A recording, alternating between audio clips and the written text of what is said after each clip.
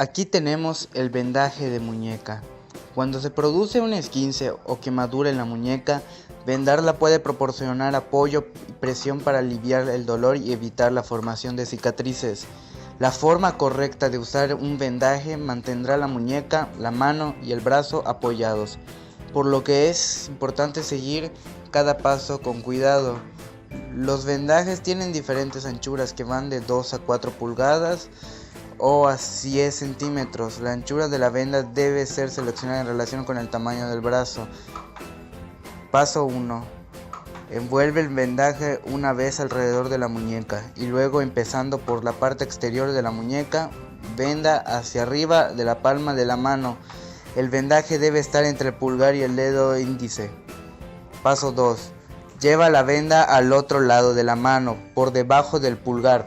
Esto debe crear una X, una figura parecida a una X en la parte posterior de la mano.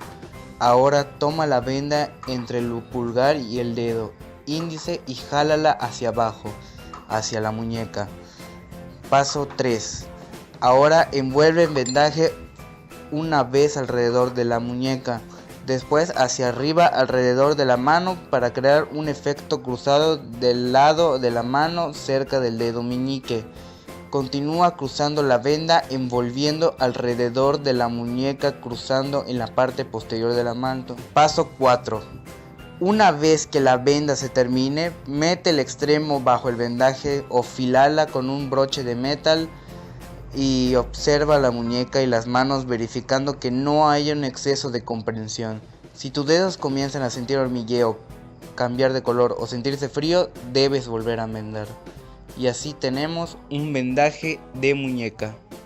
Las vendas en rollo pueden usarse sobre codos y rodillas para sujetar apósitos o para inmovilizar lesiones como esguinces y torceduras. Para asegurar su efectividad, doble un poco la articulación y aplique la venda con una figura de 8. En lugar del método típico en espiral, trabaje de dentro a afuera y hacia arriba. Extienda bastante el vendaje a ambos lados para ejercer una presión uniforme. A continuación, los siguientes pasos. Sostenga el miembro lesionado en una postura cómoda para la víctima, con la articulación ligeramente flexionada si se puede. Paso 2. Ponga el cabo de la venda por el inferior de la articulación. Rodee la articulación del todo hasta la cara exterior. Complete vuelta y media para que el cabo de la venda quede ajustado y la articulación cubierta. Pase la venda hasta la cara inferior por encima de la articulación, de una vuelta recta a una altura que cubra la mitad superior de la venda que ya está puesta, pues la venda desde la cara interior del miembro hasta debajo de la articulación. Después de esa diagonal, haga una vuelta recta bajo la articulación para cubrir la mitad inferior de la venda que ya estaba puesta. Continúe cruzando una figura de 8 por encima y por debajo de la articulación. Aumente la zona vendada, cubriendo en cada pasada un tercio más que en la previa. Para acabar, haga 2 vueltas rectas alrededor del miembro y sujete el extremo del vendaje. Complete la articulación distal en cuanto termine, luego de cada 10 minutos. Si estuviera demasiado apretado, desenrolle hasta que se recupere el riego sanguíneo y vuélvalo a poner más flojo. Y así tenemos un vendaje de rodilla.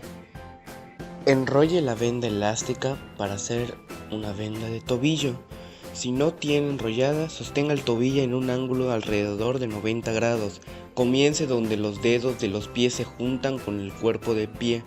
Sostenga el extremo suelto de la venda al costado de pie y envuelva el antepié con la venda de una vez, manteniéndola algo tensa con un tirón suave. Después de la primera vuelta, comience a vendar lentamente alrededor del arco del pie. Estire la venda en forma diagonal desde la parte inferior de los dedos de los pies por encima de la parte superior del pie y rodee el tobillo A continuación, cruce la venda diagonalmente por encima de la parte superior del pie y por debajo del arco, formando un número 8. Cuando llegue al hueso del tobillo, envuelva la parte del fieltro con la venda de modo que quede su lugar debajo del hueso del tobillo. Continúa alrededor del tobillo en el pie formando un número 8, moviéndose hacia el talón por debajo de la pantorrilla por encima del 8. El vendaje debería cubrir el pie entero y terminar varias pulgadas por encima del tobillo. La mayoría de los vendajes comprensivos son autoajustables o vienen con ajustadores. El vendaje debería estar apretado, pero no debería cortar la circulación del pie.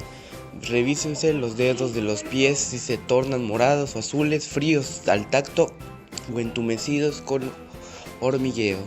El vendaje está muy apretado, debería aflojarse. También afloje la venda por la noche antes de acostarse. Para efectuarlo se precisan 2 vendas. Se inicia efectuando una vuelta circular en sentido horizontal alrededor de la cabeza.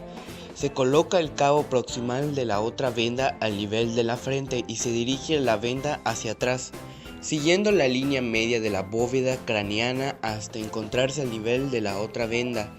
Se vuelve a efectuar una circular con esta de modo que aprisionado el cabo inicial de la segunda venda, así como la venda se ha deslizado hacia atrás. De esta forma se van efectuando recurrentes con la segunda venda, que son fijadas mediante vueltas circulares con la segunda. Se terminan con 2 vueltas circulares. Y así tenemos el vendaje de la cabeza que puede prevenir hemorragias o algún golpe en la cabeza que sea necesario acudir al centro médico.